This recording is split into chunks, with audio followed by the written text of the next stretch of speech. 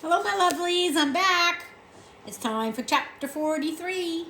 It's called What Cook Was Stirring. That night, Despereaux rolled thread from the threadmaster's lair along innumerable hallways and down 3 flights of stairs. Reader, allow me to put this into perspective for you. Your average house mouse, or castle mouse if you will, weighs somewhere in the neighborhood of 4 ounces. Despereaux, as you well know, was in no way average. In fact, he was so incredibly small that he weighed about half of what the average mouse weighs, 2 ounces.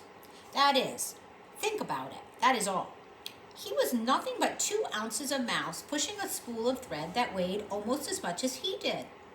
Honestly, reader, what do you think the chances are that such a small mouse would succeed in his quest? Zip, zero, nada. Goose eggs.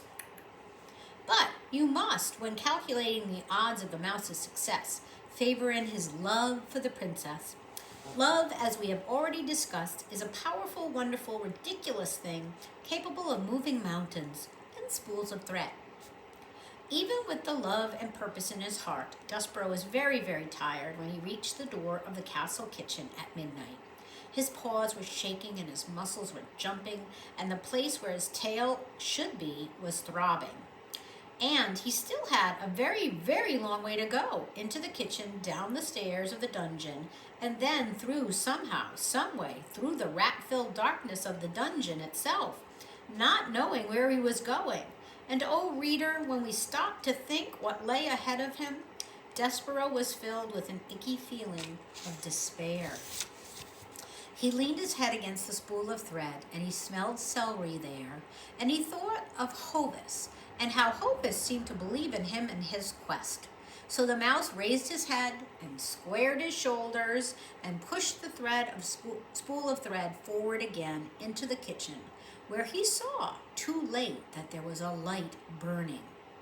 Despereaux froze. Cook was in the kitchen. She was bent over the stove. She was stirring something. Was it sauce? No. Was it a stew? No. What Cook was stirring was soup. Soup, reader! In the king's own castle, against the king's law, right under the king's very nose, Cook was making soup. As the mouse looked on, Cook put her face into the steam rising from the pot and took a deep breath. She smiled a beatific smile, and the steam rose around her and caught the light of the candle and made a halo over her head. Despereaux knew how Cook felt about mice in her kitchen. He remembered quite clearly her instructions to Mig regarding himself. Kill him. The only good mouse is a dead mouse. But he had to go through Cook's kitchen to get to the dungeon door. And he had no time to waste. Soon daylight would be dawning, and the whole castle would be awake, and a mouse would have no chance at all of pushing a spool of thread across the floor without attracting a great deal of attention. He would have to sneak past the mouse-hating Cook now. And so, screwing his courage to the sticking place, Despereaux leaned against the spool of thread and set it rolling across the floor. Cook turned from the stove, a dripping spoon in her hand and a frightened look on her face, and shouted, "Who's there?" Chapter 44. Whose ears are those? "Who's there?" shouted Cook again. Despereaux wisely said nothing. The kitchen was silent. "Humph," said Cook. "Nothing. It's nothing at all, just my nerves. Nervous Nelly ears playing tricks on me. You're an old fool," she said to herself as she turned back to the stove. "You're just an old fool afraid of being caught making soup." Despereaux slumped against the spool of thread, and as he leaned there, his heart pounding, his paws shaking, a small, wonderful something occurred. A midnight breeze entered the kitchen and danced over to the stove and picked up the scent of the soup, and then swirled across the floor and delivered the smell right directly to the mouse's nose. Despereaux put his head up in the air. He sniffed. He sniffed some more. He had never in his life smelled anything so lovely, so inspiring. With each sniff he took, he felt himself growing stronger and braver. Cook leaned in close to the kettle and put the spoon in the in and took the spoon out and blew upon the spoon and then brought it to her lips and sipped and swallowed. She said. Huh. She took another sip. Something missing, she said. More salt, maybe? She put the spoon down and took up an enormous salt shaker and sprinkled salt into the kettle. And Despereaux, feeling emboldened by the smell of the soup, again set to work, pushing the spool of thread. Quickly, he said to himself, rolling the spool across the floor. Do it quickly, do not think, just push. Cook whirled the salt shaker in her hand and shouted, Who goes there? Despereaux stopped pushing. He hid behind the spool of thread as Cook took the candle from the stove and held it up high. She said. The candlelight came closer and closer. What's this? The light came to rest directly on Despereaux's big ears sticking up from behind the spool of thread. Ho! Said Cook. Whose ears are those? And the light from the candle then shone full and direct in Despereaux's face. A mouse, said Cook. A mouse in my kitchen. Despereaux closed his eyes. He prepared for his death. He waited, reader, and waited. And then he heard the sound of laughter. He opened his eyes and looked at Cook. Ho! Said Cook. Ho! For the first time in my life, I'm glad to see a mouse in my kitchen. Why? She asked. Why am I glad? Because a mouse is not a king's man here to punish me for making soup. That is why. Because a mouse is not a king's man here to take me to the dungeon for owning a spoon. A mouse. I, Cook, am glad to see a mouse. Cook's face was red and her stomach was shaking. She said again, and not just any mouse, a mouse with a needle tied around his waist, a mouse with no tail. Ain't it lovely? She shook her head and wiped her eyes. Look, Mouse, these are incredible times, extraordinary times. And because of that, we must have some peace between us. I will not ask you what you are doing in my kitchen, and you in turn will tell no one that I am cooking. She turned then and went back to the stove and set down the candle and picked up the spoon again and put it in the pot of soup and took it back out and tasted the soup, smacking her lips together. Not right, she said, not quite right, missing something still. Despereaux did not move. He could not move. He was paralyzed by fear. He sat on the kitchen floor. One small tear fell out of his eye. He had expected Cook to kill him. Instead, reader, she had laughed at him, and he was surprised at how much her laughter hurt. Chapter 45, Some Soup. Cook stirred the soup and then put the spoon down and held up the candle and looked over at Despereaux. What are you waiting for? She said. Go, go. There will never be another opportunity for a mouse to escape from my kitchen unharmed. The smell of soup again wafted in Despereaux's direction. He put his nose in the air. His whiskers trembled. Yes, said Cook, that is soup that you are smelling. The princess, not that you would know or care, is missing. God bless her good-hearted self. And times are terrible. And when times are terrible, soup is the answer. Don't it smell like the answer? Yes, said Despereaux, and he nodded. Cook turned away from him.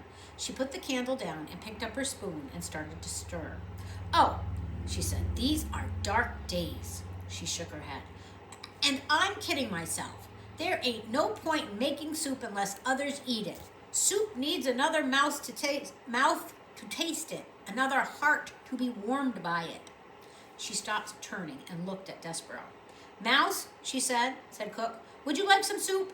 And then, without waiting for an answer, she took a saucer and spooned some soup into it and set it on the kitchen floor. Come closer, she said. I don't aim to hurt you, I promise. Despereaux sniffed. The soup smelled wonderful. Incredible. Keeping an eye on Cook, he stepped out from behind the spool of thread and crept closer. Go on, said Cook. Taste it. Despereaux stepped onto the saucer. Soup covered his paws. He bent his head to the hot broth. He sipped. Ooh, it was lovely. Garlic and chicken and watercress. The same soup that Cook had made the day the queen died. How is it? asked the cook anxiously. Wonderful, said Despereaux. Too much garlic? Said Cook, wringing her fat hands. Oh no, said Despereaux, it's perfect. Cook smiled. See, she said, there ain't a body, be it mouse or man, that ain't made better by a little soup. Despereaux bent his head and sipped again, and Cook stood over him and smiled and said, I don't need a thing then. Is that what you're saying? It's just right? Despereaux nodded. He drank the soup in big gulpy gulps. And then, when he stepped out of the saucer, his paws were damp and his whiskers were dripping and his stomach was full. Cook said to him, Not done already, are you? Surely you ain't done. You must want more. I can't, said Despereaux. I don't have time. I'm on my way to the dungeon to save the princess. Ha-ha-hee, said the cook, laughing. You, a mouse, are going to save the princess? Yes, said Despereaux. I am on a quest. Look at, he's standing. Here's her in her slippers, I guess. And he's explaining of his mission, his quest. Well, don't let me stand in your way. And so it was that Cook held open the door to the dungeon while Despereaux rolled the spool of thread through. Good luck, she said to him. Ho-hee, good luck saving that princess. She closed the door behind her and then leaned against it and shook her head. And if it ain't an indicator of what strange days these are, she said to herself, then I don't know what is. Me, Cook, feeding a mouse soup and then wishing him good luck in saving the princess? Oh my, strange days indeed. Chapter 46, Mouse Blood. That sounds scary. Despereaux stood at the top of the dungeon stairs and peered into the darkness that waited for him below. Oh, he said, oh my. He had forgotten how dark the dark of the dungeon could be. And he had forgotten, too, its terrible smell, the stench of rats and the odor of suffering. But his heart was full of love for the princess, and his stomach was full of cooked soup, and Despereaux felt brave and strong. And so he began immediately and without despair the hard work of maneuvering the spool of thread down the narrow dungeon steps. Down, down went Despereaux and the spool of thread. Slowly, oh so slowly they went, and the passage was dark, dark, dark. I will tell myself a story, said Despereaux. I will make some light. Let's see. It will begin this way. Once upon a time, there was a mouse who was very, very small, exceptionally small, and there was a beautiful human princess whose name was P, and it so happened that this mouse was on the way, and this mouse was the one who was selected by fate to serve the princess, to honor her and save her from the darkness of the terrible dungeon.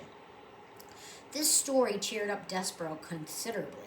His eyes became accustomed to the gloom, and he moved down the stairs more quickly, more surely, whispering to himself the tale of a devious rat and a fat-serving girl and a beautiful princess and a brave mouse and some soup and a spool of red thread. It was a story, in fact, very similar to the one that you are reading now, and the telling of it gave Despereaux strength. He pushed the spool of thread with a great deal of gusto, and the thread, eager perhaps to begin its honorable task of aiding in the saving of the princess, leapt forward and away from the mouse and went down the dungeon stairs ahead of him without help. No, cried Despereaux, no, no, no! He broke into a trot, chasing the thread through the darkness. But the spool had a head start. It was faster. It flew down the dungeon stairs, leaving Despereaux far behind. When it came to the end of the stairs, it rolled and rolled until finally, lazily, it came to a stop right at the gnarled paw of a rat. What have we here? Said the one-eared rat at the spool of thread. I will tell you what we have here, said Botticelli Romorso, answering his own question. We have red thread. How delightful. Red thread means one thing to a rat. He put his nose in the air. He sniffed. He sniffed it again. I smell. Could it be? Yes, most definitely it is. Soup. How strange. He sniffed some more. And I smell tears. Human tears. Delightful. And I also detect the smell. He put his nose high into the air and took a big whiff of flour and oil. Oh my, what a cornucopia of scents. But below it all, what do I smell? The blood of a mouse. Unmistakably mouse blood, yes. Exactly, mouse.